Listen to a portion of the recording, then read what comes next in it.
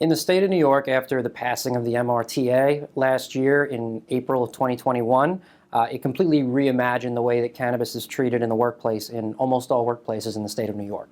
You can no longer be drug tested and have adverse employment action taken against you for consuming cannabis, with the exception of federal employment and some other narrow exceptions. But by and large, if you work in the state of New York, you cannot be drug tested for cannabis as a condition of employment.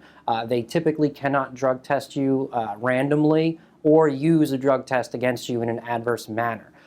Additionally, it used to be that the smell of cannabis tended to be the most prominent indicator that someone was intoxicated and could be sent home for. Smell alone is no longer sufficient basis to determine that someone is under the influence. So if you go to work and your boss says you have to go home, you smell like pot, that's not legal.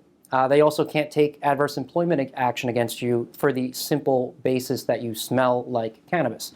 And this applies across the board. And an employer can't take adverse action against you in any capacity if you engage in off-hour usage. You still can't obviously get high on the job.